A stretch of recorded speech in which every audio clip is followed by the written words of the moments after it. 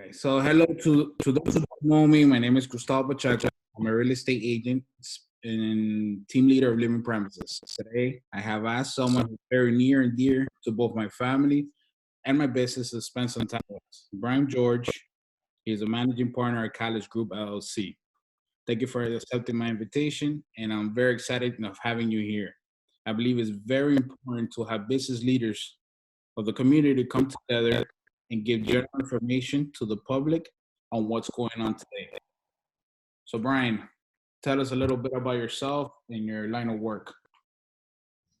So first of all, thank you very much for having me today, this morning, and an opportunity to talk to you and to your clients in terms of not only ourselves, but also kind of what's going on in these kind of weird and wacky times.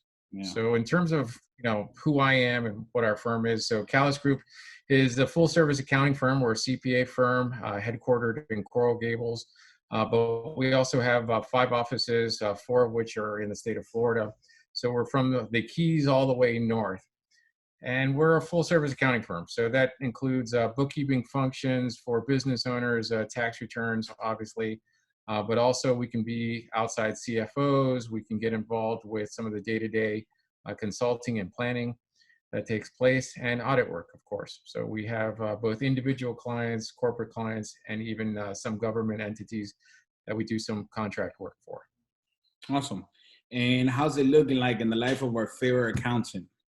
So I would tell you right now is an interesting time. So not only are we in tax season, but obviously with the coronavirus, we've all moved into a remote telework type of environment. So all of our offices right now are closed, and we're doing telework for all of our clients. So when you look at what's going on for an accountant, one would start to believe, well, hey, the extension has taken place. Folks have until July. You probably are slowing down. The truth of the matter is, it's actually speeding up because, as you know, a lot of folks are going to start applying for SBA loans coming up in the future. And as part of that loan process, you have to have 2 years worth of your tax returns ready. Business owners need to have their financials ready. This is your profit and loss statement, your balance sheet. You have to have your payroll information. So as far as I'm concerned, the extension that took place is great, but for the there's no stopping what's going on. So in these times of social distancing and after the stay-home order, what do you recommend people to do in case they want to visit your branch or speak to you guys?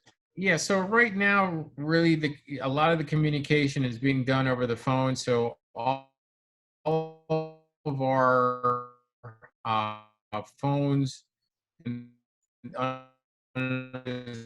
being forwarded to individual cell phones.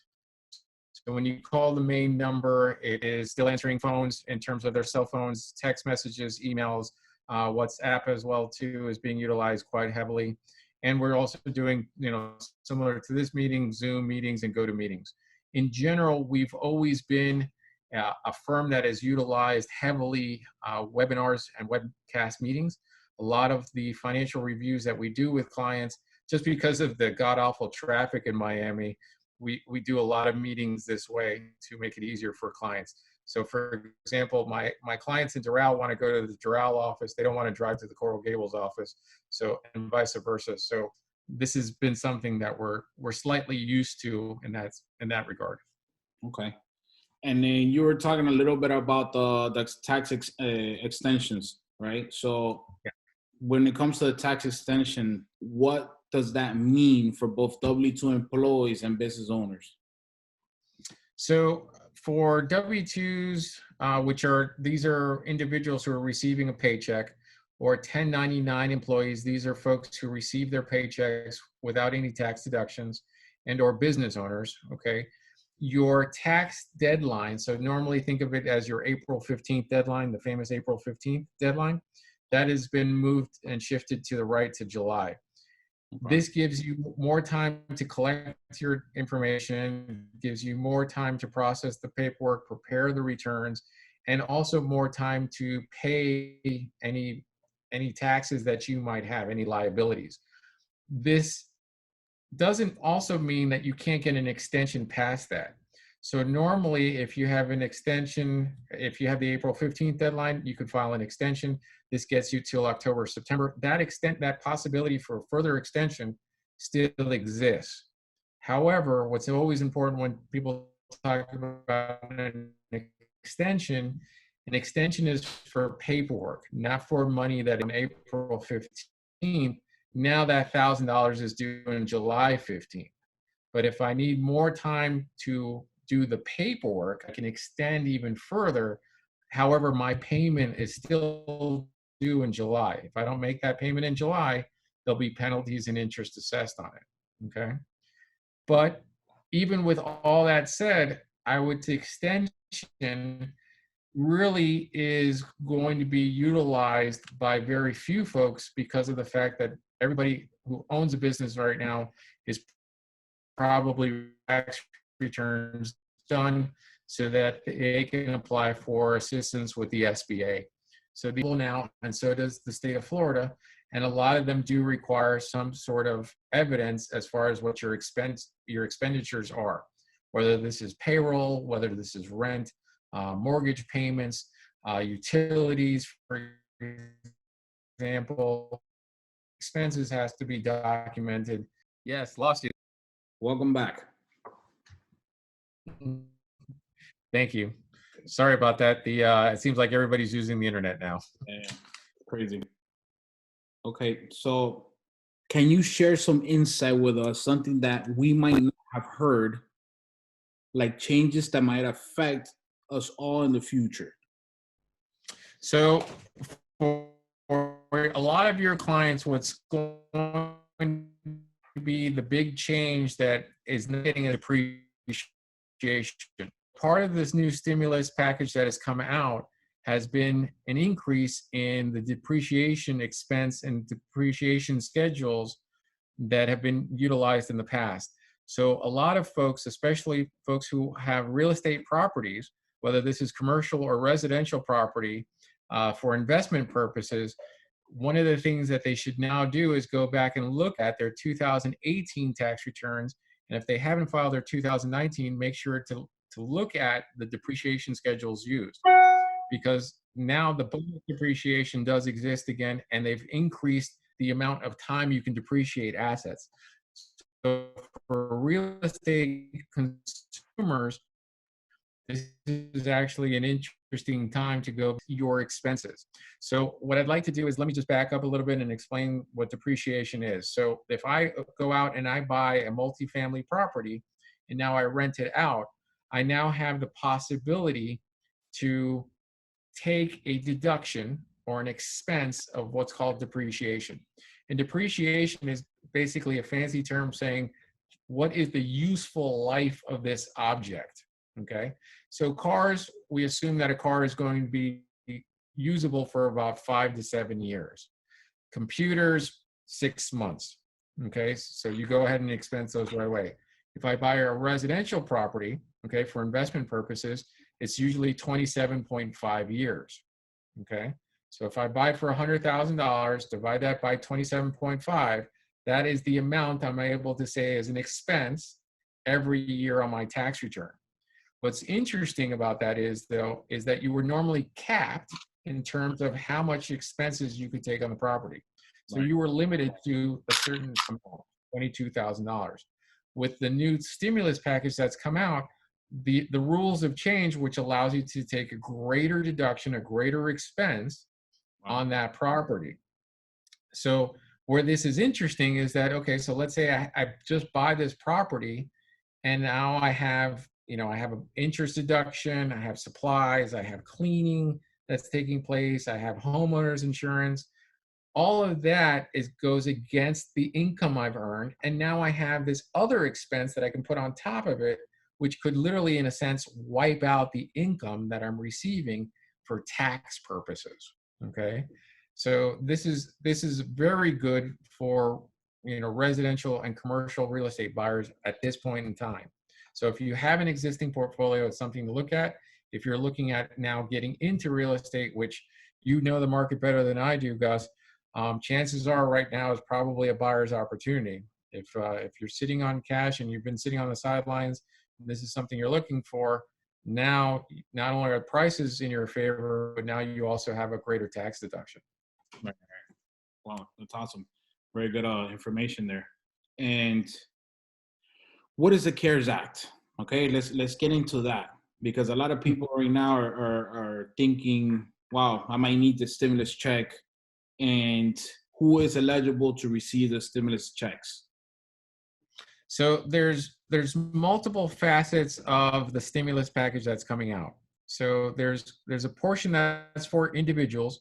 So if you've now found yourself unemployed or furloughed, you can apply for unemployment assistance from the state. The way that's going to be working out is they've actually bumped up the amount of assistance you'll receive. So unemployment used to be a set, it's always been a set dollar amount, but the dollar amount was actually fairly low. With this new stimulus package, in a lot of cases, you're almost going to be making the same amount that you were making prior when you were employed. Wow. So they've actually allowed that to take place. Plus, you're also going to get, on the average, just as a refund back. And then the other part is that if you are self-employed and or own a business, now you have other loans and bridge loans.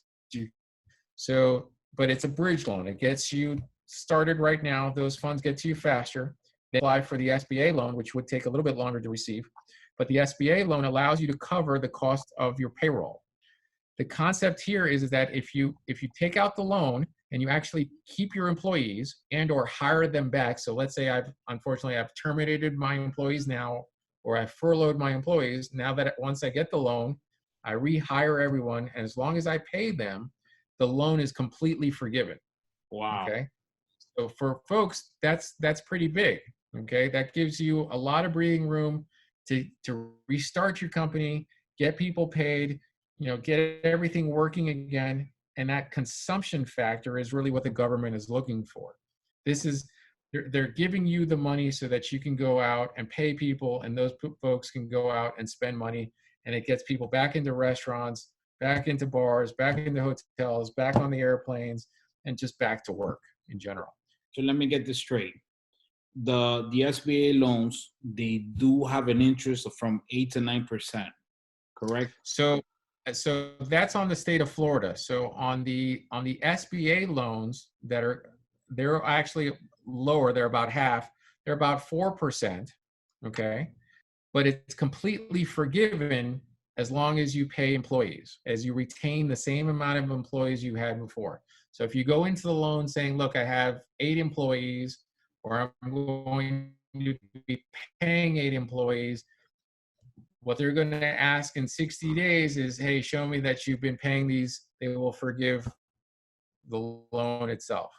If you haven't been paying the 8 employees, and let's say you're only paying half of that, well, they're only going to forgive a certain portion of it. Okay. Okay. And this is in addition to, just so you know, there are grants that are taking place. There's charities that also have functions as well going on. So if you work for a hotel, restaurant, or a bar, there's a number of charities that have been raising money that you can apply for. So if you contact the Hospitality Vendors Network, for example, the Florida Bar and Restaurant Association, they can put you in contact with a lot of these groups, and they're writing checks for $1,000, from $500 to almost $5,000 to some folks, and they're really fast in terms of the application and the process. Wow, that's I knew nothing about that. And then, so you're saying what about the loans? Is there a maximum amount that you can get, or it just depends on how many employees you have, or how does that work? So it's based on an application, and it's based on your average payroll. So you can't you can't make money on the deal is what it comes down to. So if you tell them you have a payroll of, let's say, $10,000 a month on the average, they're going to pay you about 2.5%.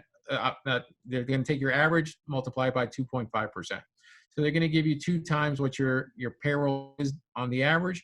And that's, again, it's to get you through about a 60 to 90-day window.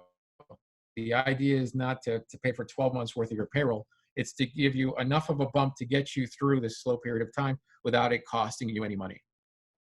Okay, so how about the people that they're not going to be able to pay the bills because they're getting laid off, right? So is there any resources added to the CARES Act for them? Well, the CARES Act should get them reemployed again by their original owner, original employer, basically. So if you were a W-2 employee and you were laid off, really what they need to do is communicate with their prior employer and see if they're already in the process of getting this SBA loan, because the moment they get that SBA loan, they should be getting a phone call to come back on board. So those individual W-2 employees who've been furloughed or laid off, right now what they need to be doing is they need to be applying for unemployment insurance. They need to be going to some of these charitable organizations that already have relief funds set up, and they also need to be going to the state. So one of the things that the state has done, because again, it's just a period of time from folks receiving money to getting rehired again to getting working again. So what the state has done is they've moved a few things back. One, property taxes have been moved to April instead of March. So if you haven't paid your property taxes already, you have another 30 days to do so. And again, all they're trying to do is push everything back so folks have enough time to pay all these things. The state of Florida has also kind of created a moratorium on any liens filing on properties, mortgage defaults, and even credit card deferments. It's not that you're not going to have to pay. They're just delaying the day of reckoning on these payments. Okay, so it's important for people to realize they eventually will have to pay these things off and pay as they normally would. But what they're going to do is they're giving them plenty of time. I can actually provide to you, Gus. I'll send out an email to you as soon as we get off this meeting, and it's a rent abatement letter. So this is a letter that your clients can send out to their landlords, okay, letting them know that because of the coronavirus, they find themselves in a situation where they can't make their monthly rent payment, whether this is for a home or for a commercial property, and it allows them to start the conversation with their landlords and move the ball, whether that payment is delayed another 30 days or it's thrown on to the end of the lease term. Okay? Right. So, yeah, that's very important because we got to make sure that we tell everybody, yes, this is going on, but this doesn't mean that, okay, you don't have to pay anything, right? You still have to make your payments or come up with an agreement where Correct. you either pay it at the end or you pay little by little or you pay a little bit more each month, because those landlords Correct. are also losing money. So, yes, that right there is great. I would love to get that letter as well. Let me see. Yeah, I'll definitely send. And it's important. I would tell your clients as well too. Those who are landlords, if their renter isn't speaking to them, they should be speaking to their renter. See what the situation is. See what's going on in their employment side. It never hurts to be on the offense, and that way there's no surprises. Okay. And then let's also, like, on the flip side, you're getting all this money, right? Are there any restrictions on this money, such as allowable uses, right? Because we got to make sure that people are responsible with what's going on. You get this money. What is that money supposed to be? Yes, for your people that you have to keep them employed and you're paying their wages. What else can Correct. you use this money for? What are the allowable uses? So on the application process, you're actually stipulating what are you going to use the funds for, and you have to stick to those stipulations. So the CARE Act allows you to use funds for payroll. It allows you to use the funds for rent, mortgage payments, and it also allows you to use it for utilities. And this is from a business standpoint. Okay. Now remember, from the individual side, there is no restrictions in terms of what you use that IRS refund check for. There's no restriction on what you use the unemployment check for. There's no restrictions on any of the grants or state of Florida funds that you may receive on an individual level. So all that's available to you. And also within these new legislative methods that have come out, there's also doctrine that's now been created in terms of, caregivers, folks who are sick, legitimately sick right now. So for example, if you and your wife, Gus, could not go to work because of your daughter's not being able to go to school right now, it does allow you to use your sick time for this period of time as well too, and still get paid. So there's a lot of give and take going on in the system now, and I would just encourage everybody to kind of to communicate as much as possible, and also understand that we all are connected to one another. As you said, I can't just ignore paying my rent because the landlord also needs the money. The landlord needs to pay his bills as well too, and we're all connected to one another. It's you can't just go to the bar and keep ordering beer and keep putting it on your tab and never pay your tab. Amen to that. And okay, so for the stimulus checks, right? For couples that file jointly, how would that work? So the way it works is based on your income. So whether you're filing single or you're filing married, a joint return, their take gross income is, that's how much your stimulus check will be. And then they do have an extra benefit if there's children involved. So there's extra funds based on the number of children you have as well too. So I was reading that there's something called a qualifying children. What does that mean?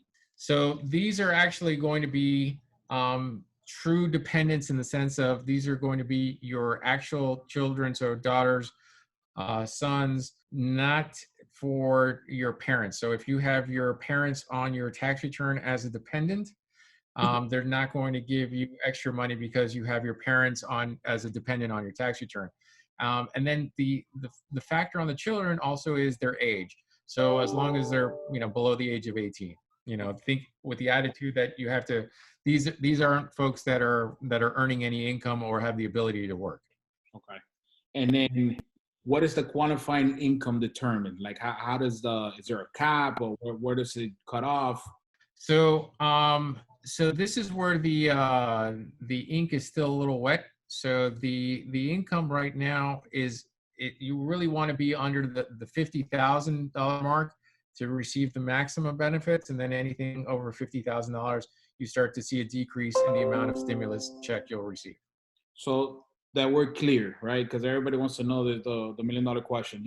The stimulus check you get once, right? The $1,200, you're gonna get it once, and that's it. So remember, the concept is that once everybody gets back to work, somehow the engine just turns on, and within a matter of months, everybody's back to work and spending again. Okay. And how can you go about applying for the stimulus check? So you don't actually have to apply for the stimulus check. That is, as long as you've been filing taxes, the IRS already has your records on file. If you've been receiving your normal refund checks electronically, or have made payments electronically where the IRS has your bank information on file, they'll actually do direct deposit for you. If you've been receiving paper checks, or you've been sending out paper checks, then unfortunately the check is in the mail, and it may be a couple more weeks before it gets to you. So they've been saying on the news that the stimulus checks were going to be going out within the next 2 weeks. So I would tell folks, definitely start looking for it in 2 weeks, but you may get the check or the direct deposit within, I don't know, another 10 to 14 business days after the initial one goes out. Nothing is ever perfect, and let's face it, we've never done this before. So, to say that it's all going to work out perfectly, I think might be an overestimate. Okay. Definitely have gone through a lot right now. And I wanted to ask you, do you feel there's something else that we missed, something important that people should hear, something that you want to share? So I would say that, let's use this opportunity in general to really promote financial literacy as well as budgeting for individuals. I think we've all kind of learned a valuable lesson here in terms of, how much savings do I have? How much is my emergency fund? What are my bills? I'm sure a lot of folks are now looking at, their overall expenses and saying, okay, do I really need all these subscriptions? How many iTunes accounts should I actually have, and Spotify and all these other things? So I think gives everybody an opportunity while you're at home, and unfortunately while you're probably scared a little bit, to sit down and go through those expenses. Try to figure out what do I truly need, to survive, what's my minimum, and try to have that emergency budget. True financial planners normally tell folks they should have about 6 months worth of their living expenses in reserves. Well, probably most Americans don't have that. Wow. And, and if you had at least maybe half of that, not 6 months, maybe 3 months or 2 months, this could be something that would have gotten you through this period of time, and you would have felt a little bit better until your job starts up again, or until you can find another job. So I think I would encourage, all individuals right now, and even business owners, let's sit down and create budgets and really figure out, how do we set up that emergency fund? And it doesn't have to be where you have to put your whole paycheck into emergency fund, but, maybe $100 a month, you continuously put some money away, just like we do for college education, just like we do if we're looking for a vacation, if we're looking for to purchase a new car. We should start budgeting for emergencies and just have some money socked away. So I would tell everybody, based on what we've now just gone through, if there was one big lesson that we should all take away, is we got to get smarter about our finances, and we really need to start planning for, hey, what if I was just laid off for, a week or 2 weeks? What if I got sick? What if there's a pandemic, unfortunately? These new realities that we live with, what do we really have for reserves? Because we can't always say the government's going to bail us out this way. So to piggyback on what you said, what I did myself was I pulled out all my credit cards, all my expenses for the past 2 months, and I marked unnecessary, necessary, and the third one was something I wanted, a wants, right? And it was crazy, right? I took out, probably shaved off monthly, close to like $800 to $1,000 of things I don't need, right? And it's just stuff you don't really think about. All of a sudden, right, I started buying websites, and I have website subscriptions, so that every single month it gets tagged into my business account that I just don't look at, and I don't pay attention like I should, right? And I see with more clarity of what really is going on in the business. I mean, it sucks that we have to go through this to be able to see really what we should be doing. You definitely have to sit down and plan and think about the future, right? And hopefully we learn some lessons from this. Right. Yeah, no, it's important. It's one of the things that you read about, and you all of our parents have told us about all this stuff. Rainy day funds. We can't ignore it. These are truths that have always existed, and we just need to get smarter about things. For those looking to contact you, what is the best way to reach you? So you can reach me at, on telephone number, you can reach me at 305-495-5222, or feel free to email me at bgeorge, that's spelled BGEORGE, at calas.us, and Calas is spelled C as in Charlie, A as in Alpha, L as in Lima, A as in Alpha again, S as in Sierra, .us as in United States. Awesome. There's a lot of great information that you have provided us. And once again, I am extremely grateful to have you running my business, call you a friend, and most importantly, thank you for your service. One last thing before we go, since we are at home with a lot of time in our hands, what's a book you're reading right now, or a book that you recommend for us to read? Okay, that's a good question. So I'd say right now, unfortunately, I'm reading a lot of tax law books, which I don't recommend to anybody because they're pretty dull. It helps me sleep every night. But a book that I started and haven't finished reading yet is one called Strong Fathers, Strong Daughters. It's a book about how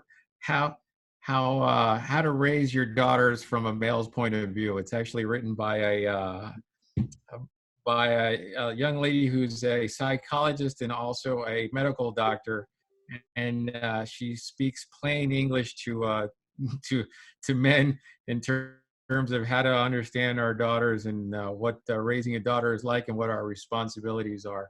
I actually do recommend the book quite a bit. It's the few times that you actually see me underlining and highlighting a book, because there are certain things that she says that I'm like, wow, that is my daughter right there on the spot.